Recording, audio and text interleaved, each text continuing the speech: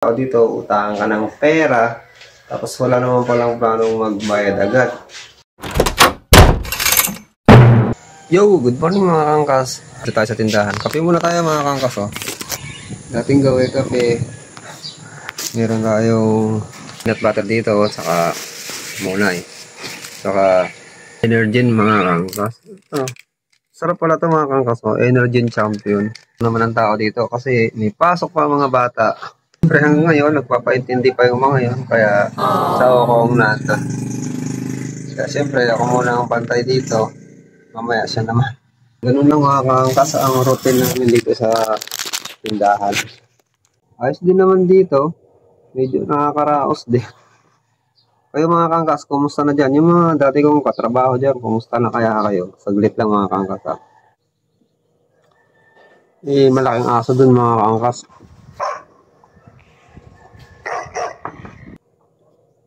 Papasok ko muna yung mga frozen. Ito mga kangkas sa frozen. Ito yung amaga, nilalabas namin to. Kasi maraming bumibili ng frozen sa amaga.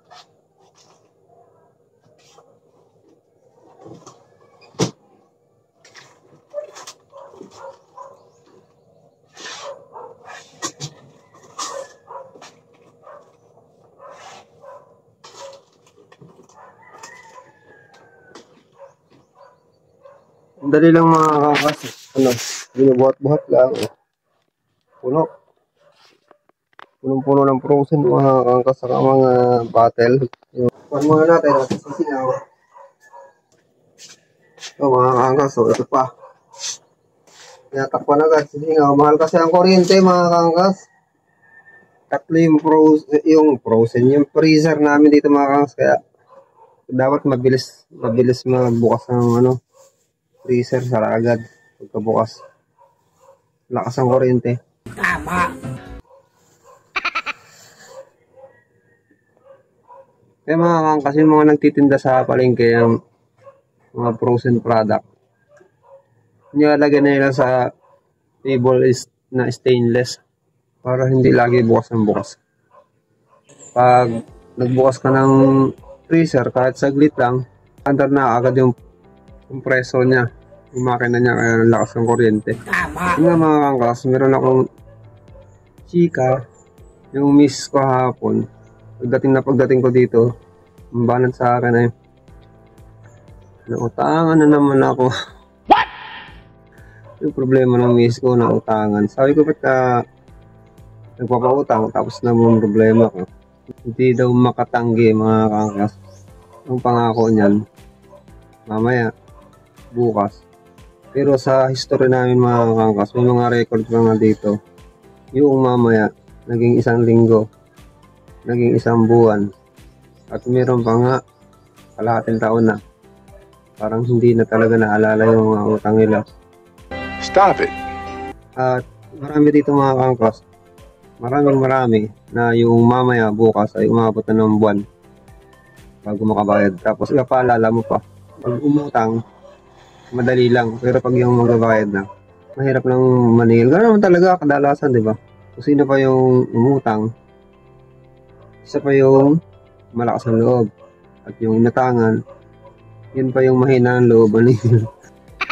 Kaya yung miss ko na stress. Ako yung naawa sa kanya din eh. Kasi siya yung resistance ba? Yung stress ba? Mahirap nga naman yung ganun. Dito, paikutin mo yung pera tapos utangin lang. Maliit lang naman na pera siguro para sa kanila. Pero pag nagsama-sama na yun, malaki na yun para sa amin.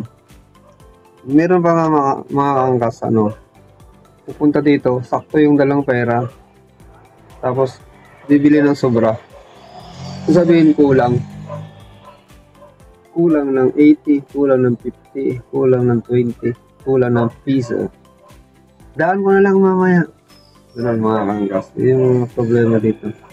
Yung disiplina sa pagbabayad mga kangkas, hindi ganun kataas. Pero yung mangungutang, matindi yung kanilang energy.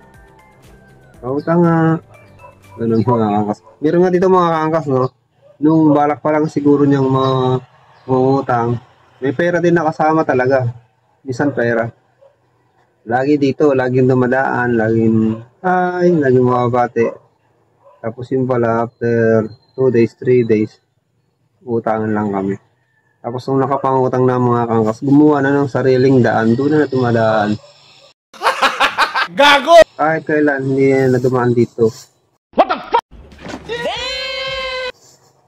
So, kung ba't may mga ganong tao? Pag hindi mo kaya magbayad, huwag ka na mangutang. At kung sakaling wala ka pa namang pambayad at may intention ka namang magbayad, dumaan ka, magsabi ka. Pero yung hindi ka na talaga dumadaan, at pagkatagal-tagal na, may ganun kang ugali. Parang ayaw mo talaga magbayad o ganun. Panlalamang sa akwa yun, mga kangka. Pero yung pag dinaan mo sa utang, iba namang usapan yun eh. Dinaan mo kasi sa utang eh. Kasi siyempre iba kaya ng utang, walang gamit, walang bibili. Kung may mga pangangailangan pa silang iba, pera ang utangin. Pero dapat may intention ka magbayad. May ibang ako, 1 buwan. Pero inabot na ng 3 buwan, 4 na buwan, 5 buwan.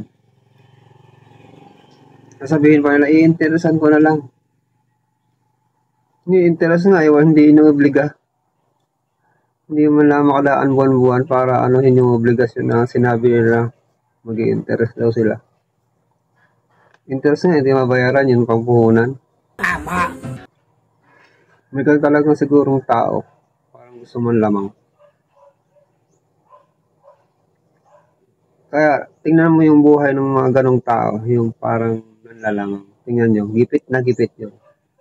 Minsan pa nga, may nangyayaring masama sa pamilya, nabawian siya dahil may parusa yun eh. May nangyayaring masama, yung ibang member ng family natadamay.